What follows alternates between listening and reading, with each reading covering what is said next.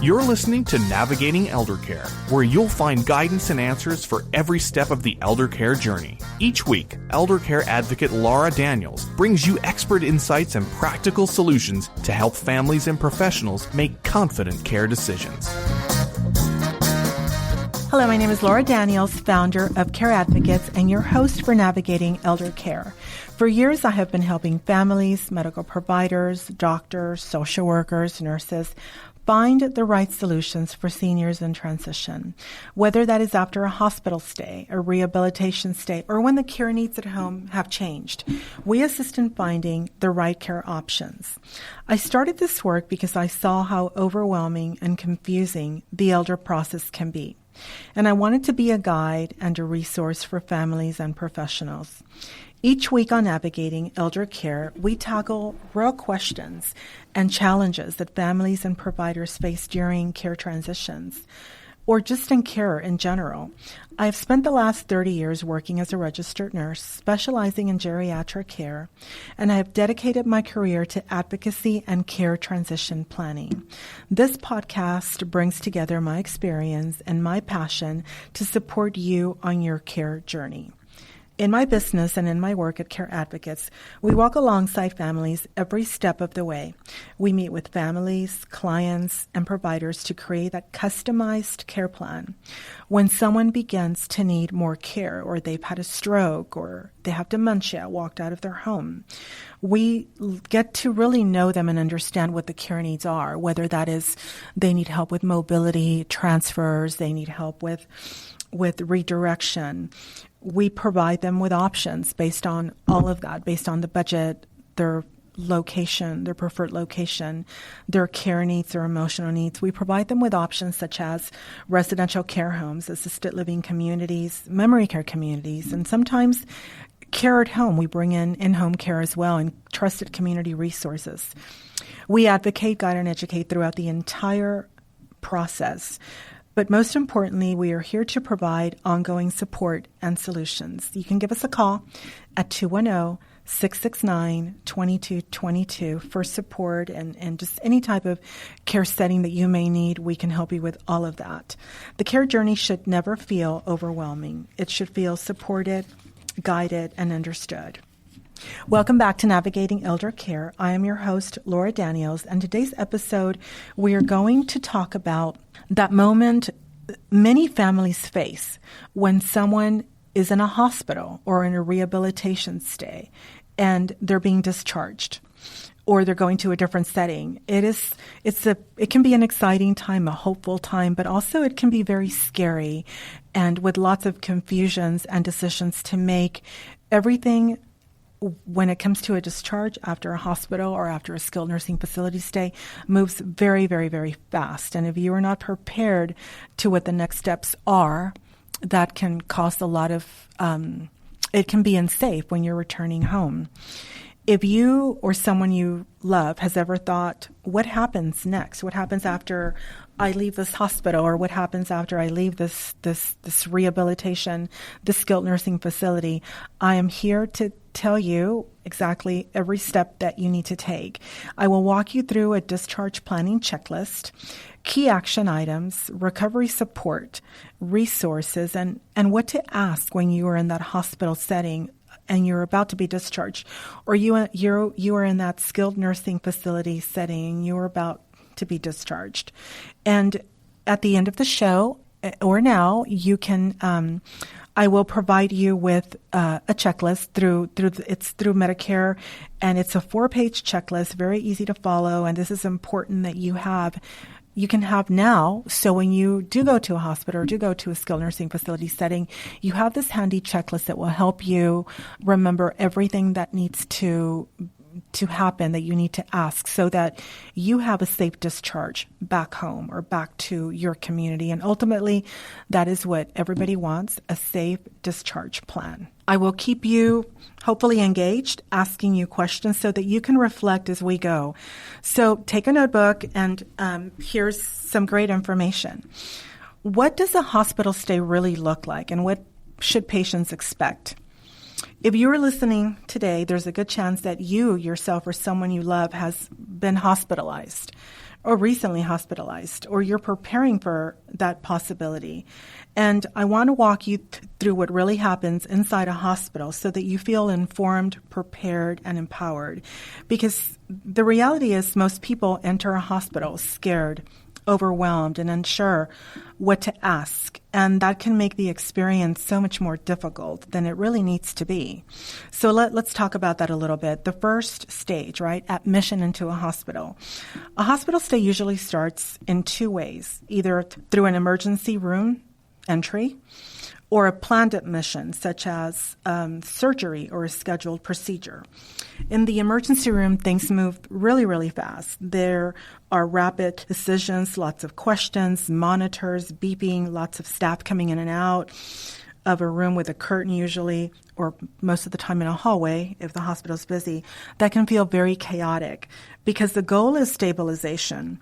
If this is a planned admission into a hospital, the experience is usually calmer, but still very unfamiliar with so many questions. So what should patients expect when you are in a hospital setting?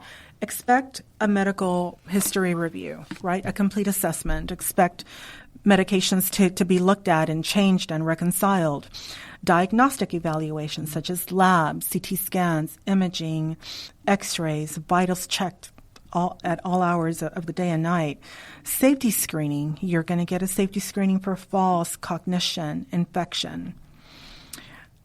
Next is the inpatient phase. Once you are admitted into the hospital, you move into the hospital room or hospital unit. That is where care becomes more structured. And patients can expect multiple specialists, your hospitalist, your specialty doctor, neurologist, your renal doctor, nurses, therapists, social workers, all these people coming into your room. Expect frequent vital sign checks, sometimes even during the day and night. Sometimes they're going to wake you up.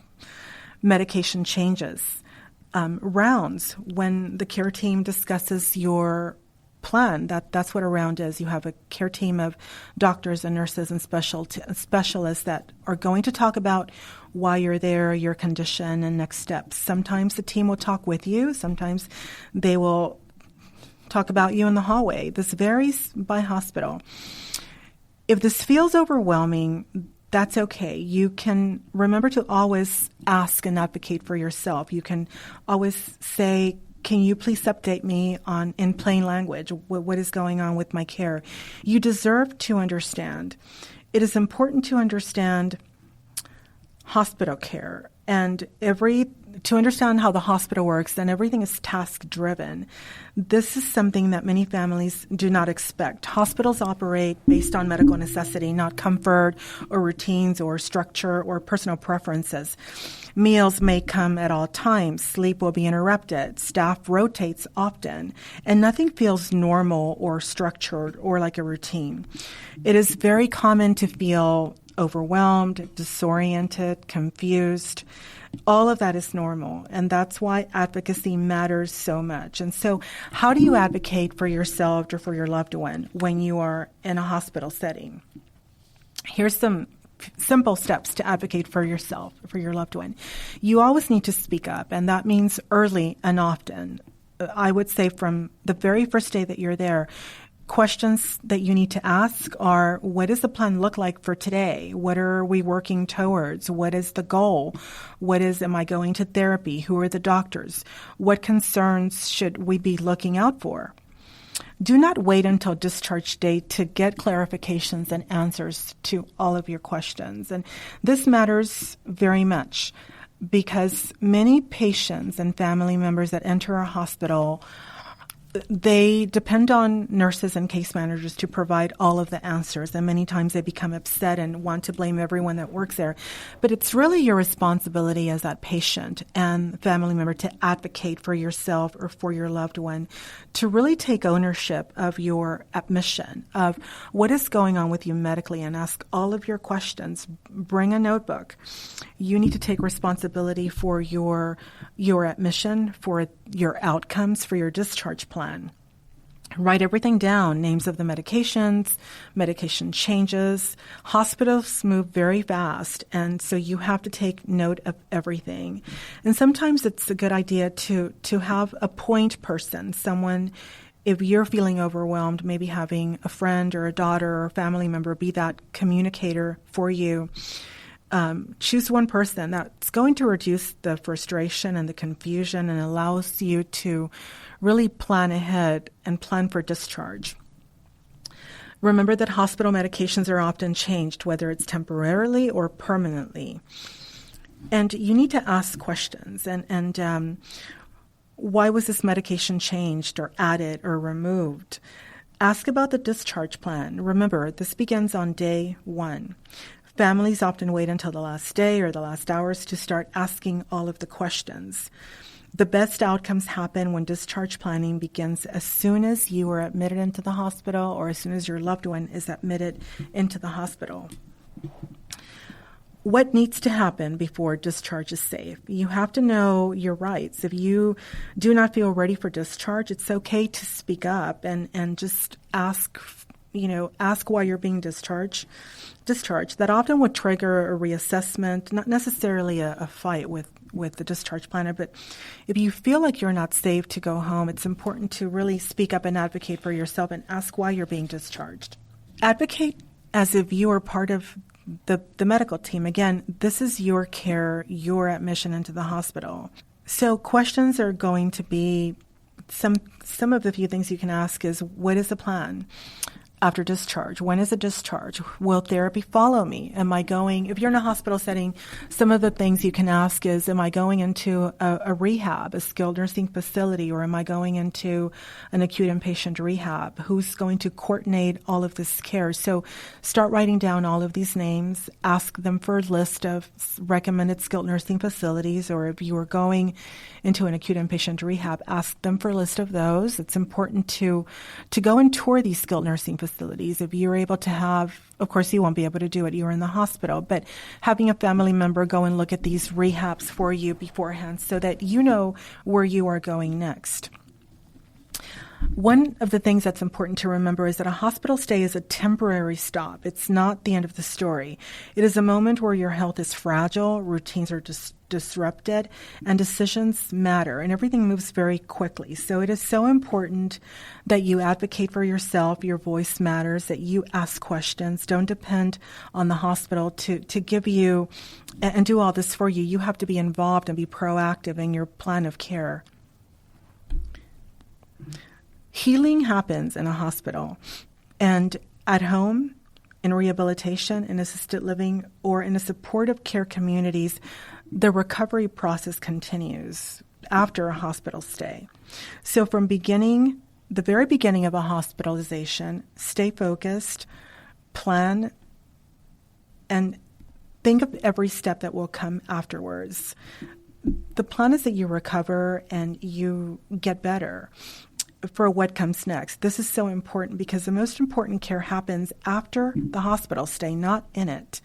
So one of the things to consider is, what do you want the care to look like after a hospital stay, whether that's if therapy is recommended, a skilled nursing facility is recommended, to really think about all that and really know where you're going afterwards. If you or someone you love were discharged tomorrow, would you feel ready, informed, and supported? Or would you be so overwhelmed not knowing what the next steps are? So awareness is how preparation begins, just knowing what all the steps are. Why is discharge planning so important? So did you know that after discharge, the risk of readmissions, complications, and confusions is extremely high? And there is a Medicare, the Center for Medicare Services checklist that you can call me and I can email you that checklist. It goes through all of the things, every checklist, all the important questions that you need to be asking during a hospital stay. It's a 4-page worksheet. It's very easy to follow, and this keeps you in check and keeps you informed and reminds you of everything you need to do prior to discharging, whether that's a hospital stay or whether you're in a skilled nursing facility stay or an acute inpatient rehab. Have you ever left a facility, whether that's a hospital or rehab, and you've always wondered, now what? And again, like I've said before, most patients want to blame, or family members want to blame the hospital or the rehab, and they didn't tell me this, and they did not order that, and they forgot this. The discharge is very important. It's where the right steps make a huge difference, and you need to be involved in your own discharge planning, your own care plan. During your hospital stay, your medical team will begin planning for your discharge, and you and your caregiver are key partners in that planning process. So use that discharge checklist that I mentioned. Review it often with your doctor, your nurse, your case manager, your social workers, with your family. That helps ensure that nothing is missed, that you are prepared, that you feel prepared for whatever the next step is. And as you go through each step, write down important names, phone numbers, instructions. So when it's time to leave the hospital or the rehabilitation center, you feel confident, informed, and ready for what comes next. The checklist. So we're going to talk a little bit about this Medicare checklist. And it is translated in very easy language to understand. It gives you all the action items such as patient and caregiver education. It talks about assessment of your home or your next care setting. If the home is unsafe, there's an evaluation for fall risk. Is a bathroom set up for you when you discharge home? Checking lighting, making your home safe. Follow-up appointments and care team. When you discharge, do you know who's going to come see you, whether that's a home health care agency, a nurse, who's going to follow you once you discharge home? And having that calendar in front of you with all of the important appointments that a hospital will give you after discharge or rehab will give you after discharge is important. Having transportation set up, all of the things that you may not think about because sometimes these hospitalizations are unplanned. Or if you're in a skilled nursing facility, you're busy, you're overwhelmed. It's good to have everything written down, planned, and everything that you need in one place. When we talk about support services and community resources after a hospital stay or a skilled nursing facility stay, things like who is going to come by and see me? Are you going to have a visiting doctor's group? Are you going to have rehab at home? And further, think about yourself at home after a hospital stay. Who's going to help you with meal preparations, with your home in general? Think of medication and equipment. You want to make sure that all the equipment that you need and the medications that you need are ordered in time for when you get home, that nothing is missed. The last thing you want is to get home and you realize that they forgot to order your walker or something was missed. Emergency plan and contact list. Do you know who you will call in case of an emergency during your discharge back home? So a list of 24-hour numbers and specific steps is very important. Having a caregiver support, that's very important. Who's going to be helping you once you discharge home? If you are not going into an assisted living setting or back to a residential care home, who's going to take care of you when you get home? Is that going to be maybe a caregiver agency? So having all that planned, the first 3 days following a hospitalization or rehabilitation stay are very important. You come home, you have tons of medications, discharge paperwork, about 30 pages of discharge paperwork.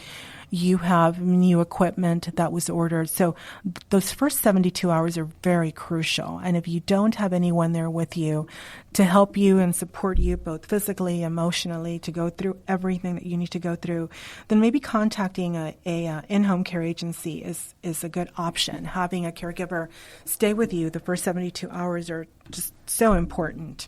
Hospital to home transitions are very important, and planning ahead is crucial.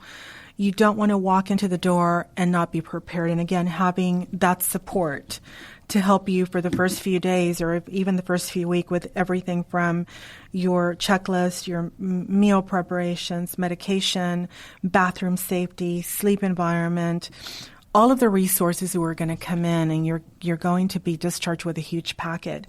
Who is the home health care agency? The mobility equipment, is it there already? Do you need to do temporary ramps? Who's going to follow up with you? When are your next medical appointments? So creating all of that is important, involving family, friends, neighbors, and when that is not possible, you can hire a private home care agency. When we talk about a skilled nursing facility discharge, very similar to a hospital, when you're discharging from a skilled nursing facility back home or back into your community, it's also very important to know and understand, very similar, who's going to help you, equipment, is it there already, ensuring that the home environment is safe, that you're prepared, having who's going to cook for you when you're not able to do that for yourself the first few days that you're in the hospital. So all of that is important. The last thing you want is to get home and not have what you need. Resources and next steps. So there is a CMS, a Medicare Discharge Planning Checklist, and you can call me with it, and I'll give you that. Also, other resources are going to be your referral service contacts. When you discharge, you will be given a list of who's going to see you at home, whether that's a hospice company, a home health care company, a visiting doctors group. You are going to have all those numbers, and it's important that you call them during your stay at the rehab or at the hospital so that you know when they are coming to see you. There's a Medicare helpline. There's a lot of services out there to support you. So it's important to take that moment and really have everything written down so that you know what to expect. Don't wait until you're discharged home to put all this together. So I hope that this is giving you a clearer roadmap from hospital to home or rehabilitation to home, and what the discharge process can look like. And if not planned, it can be very overwhelming. If you know of someone facing a discharge, share this episode with them, because none of us should navigate this alone. It's important to know exactly what all of the steps are. I recently had a client that was discharged from a skilled nursing facility back home. And again, he was given all the information, forgot most of it, and got home and was completely overwhelmed. And he actually fell the day after and ended back in the emergency room. So it is important to think of your safety, think of what your care needs are going to be, and to plan appropriately for that. It can be overwhelming, but if done correctly, you can have a safe discharge back to your home or back to assisted living. And I thank you for joining me today on Navigating Elder Care, where we bring guidance and answers for every step of the elder care journey. If you are a family member, a hospital case manager, or a healthcare provider, and you know someone facing a change in health or planning for future care needs, we at Care Advocates are here to help you find the right care at the right time, whether that is assisted living, a memory care community, moving into a residential care home, or if you're in a hospital or a rehabilitation, a skilled nursing facility, and you do not know what the next steps are, or you don't remember what to do or who to call, give me a call. I will guide, advocate, and educate you through every step of that process. Whether you're going back home and you forgot what you needed to do, I'm here to help you. We can also bring trusted resources into your home or into the community, and we walk alongside you every step of the way.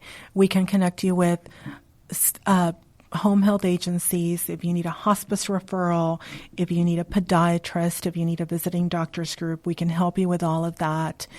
If you have had falls at home, we can also connect you with a skilled nursing facility, a rehab that can help you get stronger and recover. Or if you need respite care, we can assist with that as well. Our commitment is simple: care, compassion, lifetime support. For a free consultation, give me a call. I am Laura Daniels at 210-669-2222. Be sure to subscribe, like, and share this podcast, and visit us at advocatern.com for a list of helpful resources. And I also have that discharge checklist from Medicare. If you call me, I'll give you that. It's 4 or 5 pages, very easy to read. That will make sure that helps you when you're in a hospital or in a rehab to have everything you need before you discharge. If you have any questions or have an idea for a future episode, you can also email me at Laura at advocate, ADVOCATERN.com. You can listen to past episodes on YouTube or listen on your favorite podcast application. And you can listen to us here every Sunday at 8:30 a.m. on 9:30 a.m. The Answer. I am Laura Daniels, and this has been Navigating Elder Care, helping you find the right care at the right time for the people that matter the most. I thank you very much for listening. I look forward to hearing from you and helping you with any questions that you may have, not just after a hospital stay or after a rehabilitation stay, but anything related to care transitions. Thank you. This has been Navigating Elder Care with Laura Daniels, providing guidance and answers for every step of the elder care journey. For a free consultation, call 210-669-2222 or email Laura at advocatern.com. Catch every episode on 9:30 a.m. The Answer, YouTube, your favorite podcast app, or at advocatern.com.